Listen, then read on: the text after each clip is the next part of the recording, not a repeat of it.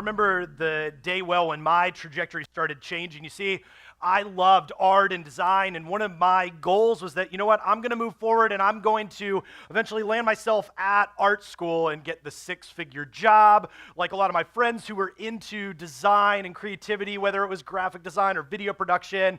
And so that was my trajectory. And then a phone call happened that wrecked everything and every part of that dream. I got a phone call from my youth pastor at the time. He said, hey, we're going to this camp. I know you haven't been around a lot. And well, the reason for that was because even though my parents would take me to church, I wasn't really a big fan of faith and the divine. Probably landed more along the lines of agnostic, thinking maybe there's something out there, but I'm not sure it's God, than on the lines of an atheist. And so they got the call like, hey, we'd love for you to come and be a part of that. And my girlfriend at the time, we were just kind of like getting into things that we knew we shouldn't be into, but we're like, hey, what's a week away? And we can hang out and it's swimming and meals and whatever. And so we went to this camp. And from that point, there was this kid that wanted to get baptized, and he ended up getting baptized, but there was a lot of drama surrounding it. And I was really impressed with this kid that wanted to give his life to God. I was like, man, maybe there's something to this God thing. And so I did what any inquisitive person would do. I picked up the phone and I called that same youth pastor who I didn't really have much of a relationship with and said, hey, I'm thinking of not going to go towards art school. I think I want to go to Bible college and figure out this whole Jesus thing. And so he's like, huh? Which would have been a normal response when someone who doesn't ever darken the door all of a sudden decides to go down that road. And what I didn't know from that one phone call to attend a week of camp is that God was going to change my life's trajectory forever. It ended up going towards an internship at this church, and an internship at a church is basically getting paid nothing to do everything. And so I was in this internship, and I worked so hard at it that they couldn't get rid of me, and they hired me. Like, I convinced them, they didn't even have a job position for me. I was like, y'all gonna make one. And so as I went through that, they hired me full time, and I spent the next almost 10 years working specifically with middle school students. That's why I've aged a little bit harder than I should have. And what I didn't know was from that one phone call to go to a week of camp would then change my entire life's eternity and occupation. And it would be at that church where I would meet this girl who would eventually become my wife. And she didn't know it at the time, and neither did I, but as soon as I saw her, I knew. She took a little more convincing. And now leading to the place where we have 3 daughters. And as we shifted through working at that church and God started changing things and a trajectory again, I ended up at this little place called Forefront Church that met at Ocean Lakes High School. It was so weird. And then they were opening up campuses and bars and things, and God started doing this amazing thing. And little did I know that even a year in, that God would take me from making videos and graphics for this church. And God goes, hey, I'm going to shove you onto a stage. Yay! An introvert's dream. All because I picked up the phone and answered the call of a youth pastor who had no idea what was going on in my life. A defining moment. You know, in storytelling, whether you're writing it down, I know a lot of people aren't fans of reading anymore and we just go to the big screen, but in storytelling, whether it's written into the pages of a book or in a play or in a movie, we would call this the inciting incident. This is the moment where the plot drastically changes. It's where Katniss steps forward and offers herself as tribute. It's the moment where the Libyans are really upset that Doc Brown gave them empty shell casings, and then they go over and try to kill him. It's the moment where Rocky's fallen down, and all he hears is the voice of Mickey going, "Get up! Mickey loves ya." It's in these moments where little Jonah picks up the phone and calls a radio program and says, "I want a new mom." For you fellas in the room, that's Sleepless in Seattle. So good. It's where Rudy is told he can never make it, and then all of a sudden, he picks up the phone and calls his dad at the factory and says, "Dad, I'm going in the game this week. I'm going to play for Notre Dame. It is going to be, and get the whole family." And he yells out into the back, my boy's going to play. And everybody loses their mind. Yeah, and they clap. These defining moments that shift everything. You see, you and I have these moments, these beginning moments that shift things. Sometimes they're joyful. When you usher a new child into the world and you're able to hold them for the first time. When you stand at that altar praying you don't buckle your knees and fall over, saying your I do's.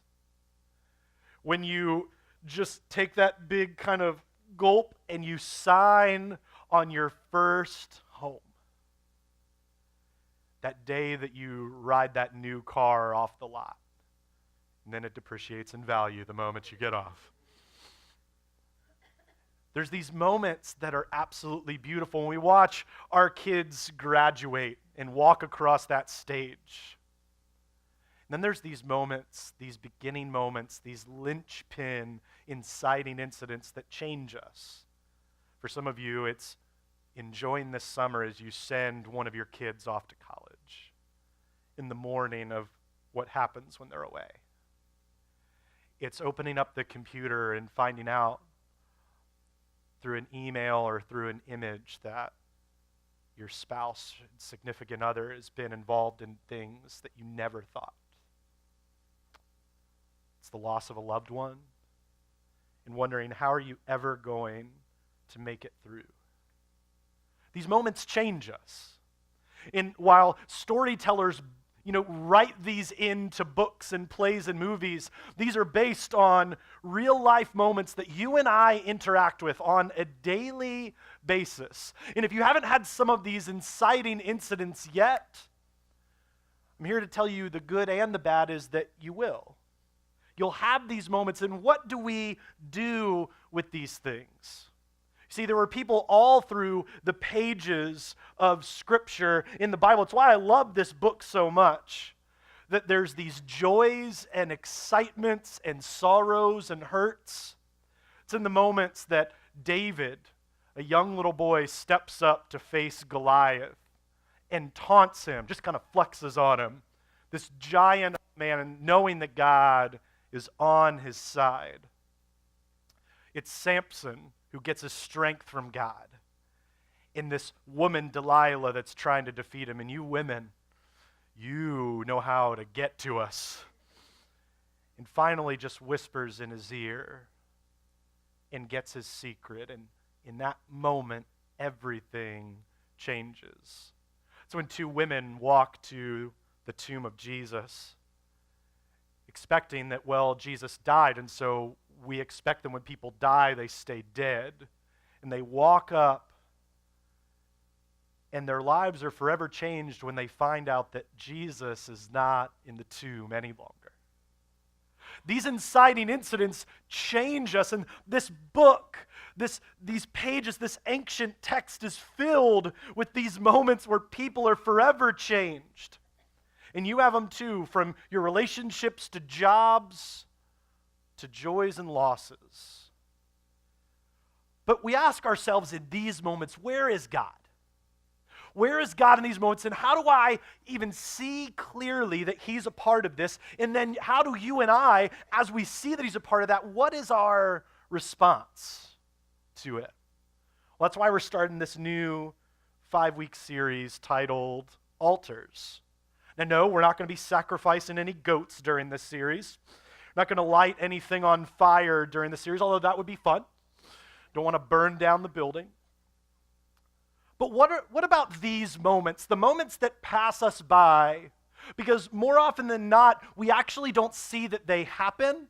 And if we do, we definitely don't take time to acknowledge them, because we have our job, and then we have relationships, and then we have daily maintenance of the home and grocery shopping and emails, and then, all things Facebook and Snapgram chat things. And then we have practices and kids and this and that. And then we're going through potty training right now. By we, I mean my wife, because she's better at it than I am. The alert actually got up before I got up here. It said, it's time to potty. And so we were laughing about that because that's the stage of life we're in. You can pray for us. And we have these things. And then we go, how do I have time to stop and thank God? Because relatively speaking, in your life and in mine, what we say is, I'd like to acknowledge these moments, but I have a lot going on. I'm just too busy. There's that word. That word that keeps popping up in our vernacular. It's become something that's really just one of those things. We say it in passing. Sometimes we say it because we just want to get out of stuff. Hey, that sounds really great. I'm just really busy. Doing what? My underwater basket weaving class. And we make excuse because we just want to get out of stuff, but the truth is we miss these moments. And what do? The story we're going to look at today as we kick this off is the story of Noah. Now, you may have heard this story before, even if you're not engaged in faith to a great deal. Many nurseries have this all over them. They have the sweet picture of the ark and the animals, and oh, it's so cute. Except this story is bonkers. Like if you really had a framed picture, it'd be Noah and the ark. And then if we could smell what was happening there. And then we would see the ocean, and the ocean wouldn't be this thing that they're just floating around. They would be floating, but then there would be animals floating along and people floating along. Imagine that to your infant, and things would be a little different on that pretty wall. You go, oh, I didn't see that on the flannel graph when I was growing up in church. Now here's the dead bodies, kids. How's that working out for you? It's a little creepy when we start unpacking it like that. Now, if you're not there yet, I totally understand when you go, man, I'm not quite sure about this and how it lines up. And we have a lot of people who, you're like me, where science and the Bible feel like they butt heads. And I get it. The interesting part is, in this account and what we find out from this devastating thing that takes place, is that we find science only just backs up the incidents that something of this catastrophic level event did happen. That's why you find little itty bitty shells at the top of mountains, and you go, how did that happen? We go, the science and the Bible actually have a much better way of lining up than we give it credit for. And we catch up with Noah not after as he gets the animals on 2 by 2, which we'll address that's not entirely accurate. And we catch up with Noah not as they've sat for 40 days and 40 nights of rain. Sure, that'd be lots of fun. And not after they've gone through, and not even through the part where they sit a year on a boat. Cannot imagine the showers that they needed after that. But we catch up with them at the very end of this moment. And if you have a Bible, you could turn over to Genesis chapter 8. And we're going to be over in verse 15 and following in a little bit. If you don't have a Bible, there's 2 ways you can get one. We give them away for free at the Get Connected table in the lobby. Or you can go to forefrontchurch.info, click the Bible tab, need a Bible tab, and there's 2 different Bibles. One's an integrated Bible that has all kinds of stuff in there, reading plans, and our Forefront Church app that has a Bible, small group stuff, and the notes of everything that we're talking about today that you can fill out and do that. Because if you're OCD like me and you get distracted easily, that is for you. And all those are free because we want to help you connect to your faith. And so as we move through these moments, the moments the script changes, Noah is about to encounter, and he has for the last year, and now he's a new moment in time. And what does it mean to stop and pause and thank God? Picking up in verse 15. If you don't have a Bible, it'll be here on the screen. Then God said to Noah, come out of the ark, and you and your wife and your sons and their wives bring out every kind of living creature that is with you, the birds, animals, all the creatures, and move along the ground, so they can multiply on the earth, be fruitful, and increase in number on it. Brown chicken, brown cow. Verse 18. So Noah, if you didn't get that, ask a friend. So Noah came out, and together with his sons and his wife and his sons' wives, and all the animals and all the creatures that move along the ground, all the birds, everything that moves on the land, came out of the ark, one kind after another. Verse 20. Then Noah built an altar to the Lord, taking some of all the clean animals, all the clean birds. He sacrificed burnt offerings on it. The Lord smelled the pleasing aroma and said in his heart, never again will I curse the ground because of humans. This beautiful promise, even though Every inclination of the human heart is evil even from childhood. If you're dealing with a kid now in this stage of life, you go, where did they learn this? And then your significant other, they learned it from you. Actually, they didn't need to learn anything. They were little bitty tyrants from the very beginning. And so they don't have to learn that behavior. Ask a 2-year-old where they learned it. They're like, I just did it. I did it. Like they're mean, and you just get to curb that for the rest of your life. Yay, mom and dad. And never again will I destroy all living creatures as I have done. As long as the earth endures, seed time and harvest, cold and heat, summer and winter, day and night will never cease. Then God blessed Noah. I love this. Then God blessed Noah and his sons, saying to them, be fruitful, increase in number, and fill the earth. Noah was like, hey, girl. She was like, I don't like that command. I'm tired. I got a headache. Noah and his sons look over. The animals are doing their thing. They put them in over this whole domain, repopulate the earth, take care of the animals, make mankind what I've called it to be. Noah, do your thing. And the very first thing that he does is he builds an altar. Of all the things he could do, I'm like, there's a lot of work, Noah. Like, you got a laundry list of things that you need to be doing. You don't need to stop right now. Like, get to work. He said, like, make sure the animals go and make their nest and do whatever, get to the place they need to, then go find your wife. He commanded it. Like, God, I guess I'll obey you. Like, move over. Like, Noah, go do that. Sons, go do that. Wives, go do. You take my command. And the very first thing that he does is they step off the ark. He said, I'm going to stop and build an altar. You see, their lives had been forever hijacked and changed, and nothing would ever be the same. And what we can learn from the story of Noah and how God intercedes into our lives is that when your life and my life is altered, we need to stop and make an altar to commemorate the moment that God has brought us through. Now, the first kind of thing is going, all right, I need to go out in my backyard. Like, the guys are all about, they're like, all right, I need to go get some bricks, need to go do whatever, get some, oh, what? Jason said we need to build an altar. Then don't go home today and spend $1,000 on like rocks at Home Depot and, erect this a big thing. We're like, hey, look at the altar. Like, that's not what we're saying. We need to read this within context. Because sometimes when you and I read the Bible, we might go, oh, they did that, that's what I'm supposed to do. But we need to be careful about when, where, why, and what the directive was and what we can learn from it in our modern day context. Is there a universal principle that we need to learn from here? Or do I need to do the very exact thing that they did? What Noah's doing in this moment is saying, God, thank you. God, I want to worship you. God, I'm going to make you Lord of my life. And I just want to say, you're the best. And what he's doing in this moment is he's noticing that something new has taken place. And new beginnings require new postures. You've been through a moment in life and things change. The chapter that you're in then and when the chapter turns over is never going to be the same. If you were single and now you're married, life is different. You now all of a sudden, because people are like, oh, it's going to be amazing, it's going whatever. Marriage is work. Marriage isn't one of those things you wake up every day, oh, you're so beautiful, oh, you're so handsome, oh, whatever. Like, that is not whatever you have seen in the movies, lies. Now, is marriage amazing? Absolutely. But marriage takes work. That chapter of single wake up at 2 a.m., go, think of what Waffle House, and go into Waffle House, those days are done. You wake up 2 a.m., you go, hey, you want to go Waffle House? Why are you waking me up? Go to sleep. Not like that mean, but they smack you up. Why? You used to sleep and no one knew you snored. All of a sudden you get woke up in the middle of the night, hit in the middle of the what? You were snoring. Didn't get hit when I was single. Then you have kids. You introduce kids. Changes everything. You never have an alone moment in the bathroom. Everything changes. You're getting asked, what you doing? For the 100th time, I'm trying to use the restroom. Go away. Little fingers underneath the door.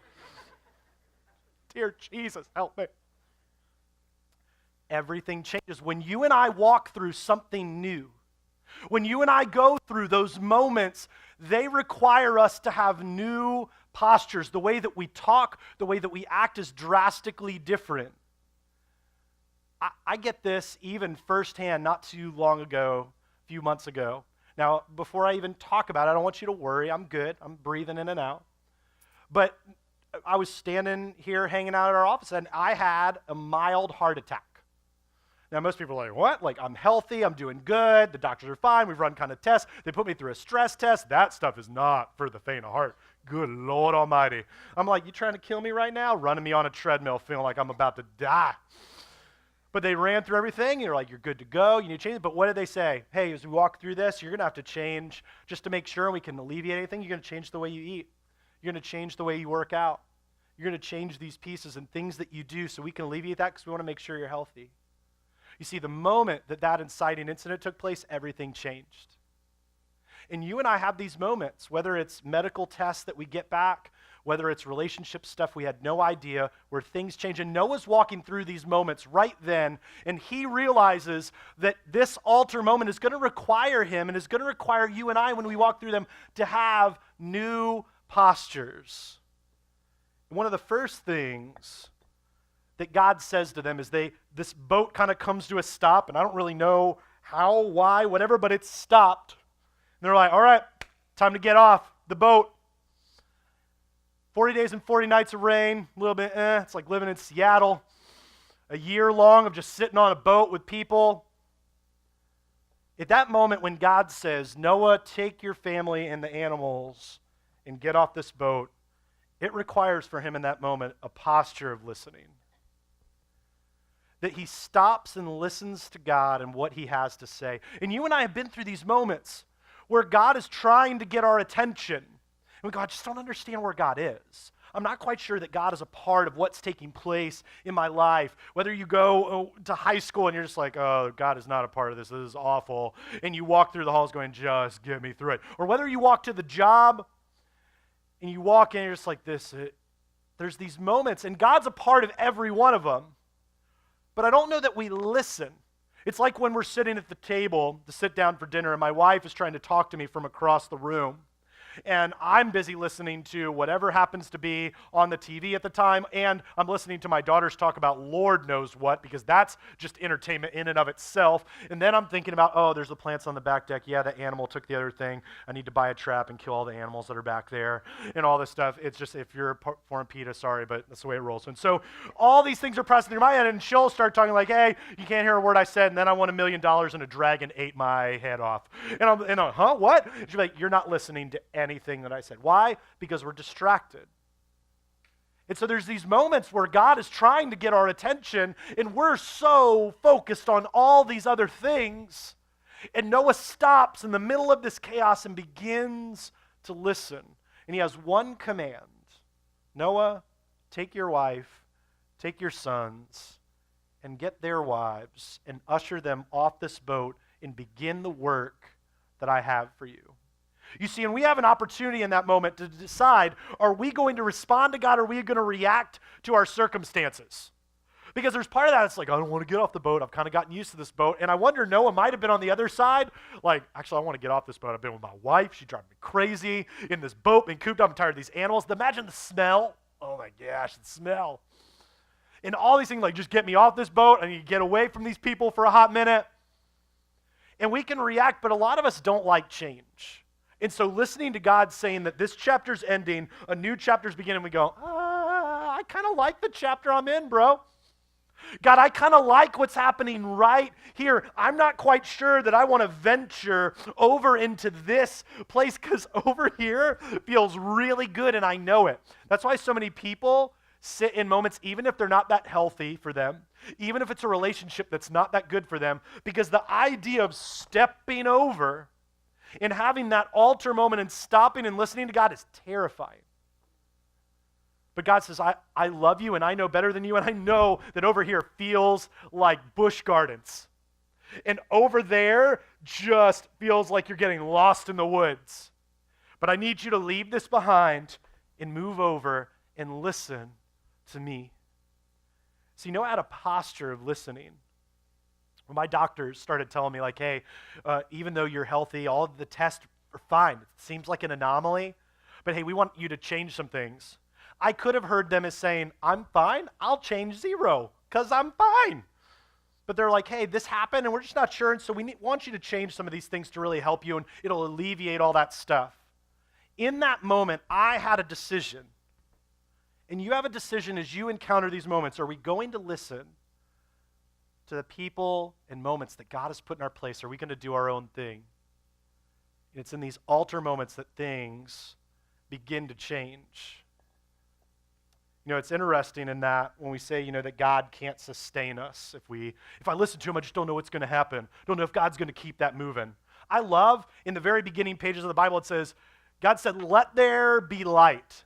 This is where I love where science and the Bible meet up. You know that if you ask a scientist what's happening with the universe, that it's still expanding and moving. I find it fascinating that what God spoke into being is still happening today. It hasn't stopped. It continues to move and breathe. And if you think that God can do that with the universe, what could he do with your life and mine if we would stop and just listen? You know, another posture that begins to change for you and I is that we need to have a posture of sacrifice. You know, the narrative that we usually hear in our children's ministry or whatever is that God called the animals 2 by 2, and then all of a sudden magically, and I don't know how this happened. I don't know if they're all like, hey, you're the other one, and we do this, and then they just walk over to the ark or run or do that weird walk I just did. Like they all move forward. No, it actually... The narrative of how that happens, there were 2 of every unclean animal, and there were 7 of every clean animal.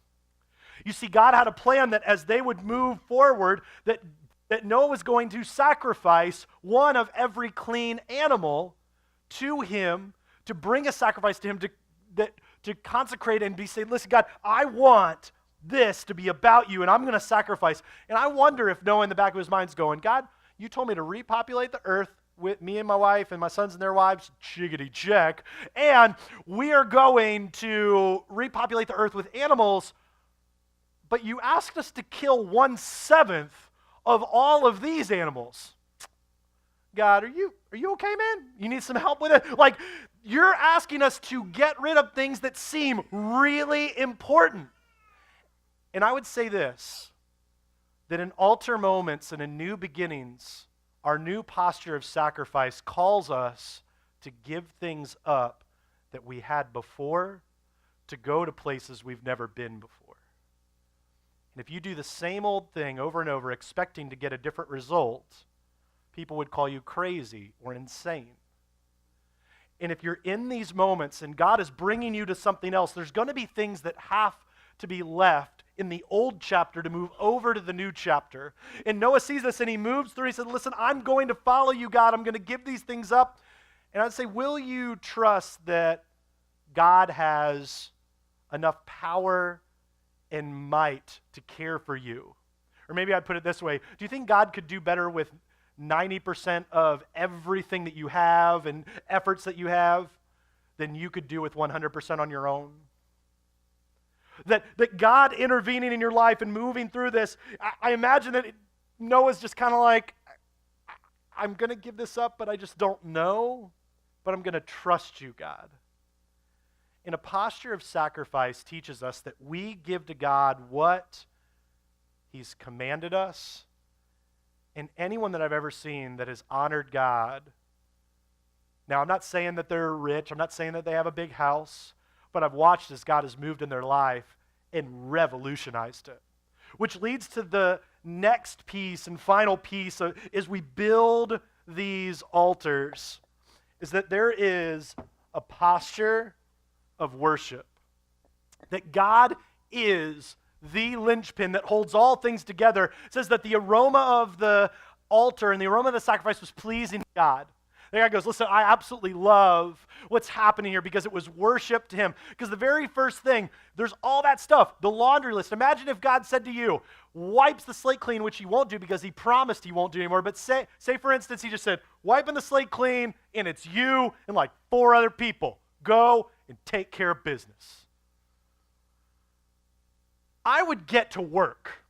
Like, even in my job, if someone says there is X, Y, and Z to do, I'm going, all right, as soon as I get to work, I'm going to handle X, Y, and Z. And then maybe do some other things on top of that just to make sure they know that I'm working hard. I imagine the movement in Noah's like, I just need to get to work. And the very first thing that he does when time is pressing, when things could get busy, is instead of getting to work, he took a knee. He stopped in a moment to worship God. Instead of getting busy, he has Tebow time. He just takes a knee and kneels right there before God. God, I'm going to worship you above all else. I'm going to stop and make you the priority in my life, even though there's all these things, because you are the one that sustained us through 40 days and 40 nights and for a year. Your promise never returns void. I will trust you. And the first thing I will do is honor you, which is why we come together in worship. It's why we live lives with one another in small groups. It's why we serve our community, because our worship is first and foremost to God.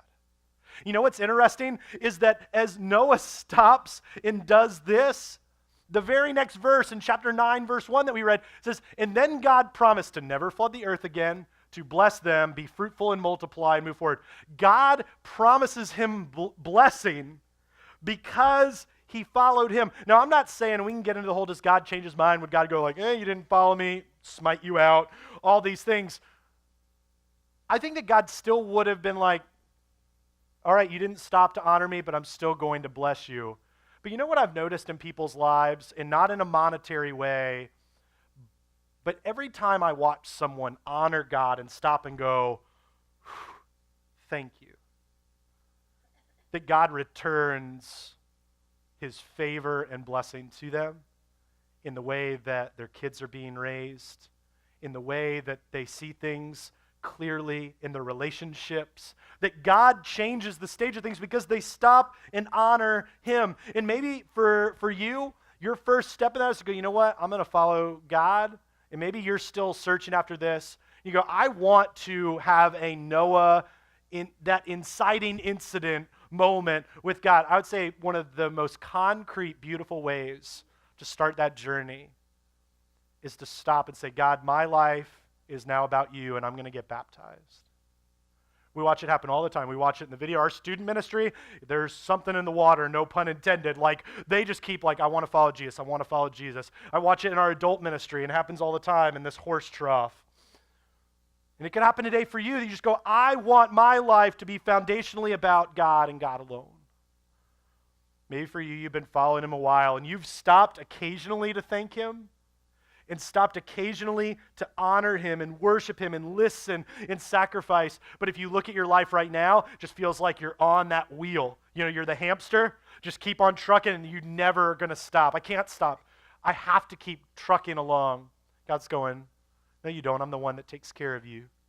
I need you to stop. I need you to pause. I need you to reflect and take some time, not to build a physical altar, but to make space for God and his movement in your life. So the question is, you know, whether you're close to him or far from him, you see, when our life is altered, we're called to stop and make an altar, to honor God, to invite him in, to change our posture. And that new beginning requires a new beginning. And my hope, no matter where you fall on the spectrum, whether you're on the cusp of an altar moment, whether you're in the thick of it right now and you're like, dear Jesus, take me out of this, or you're on the other side, will you stop and acknowledge that God's been a part of it, and what will be your response? The choice is up to you. My hope is that you choose wisely. Would you pray with me?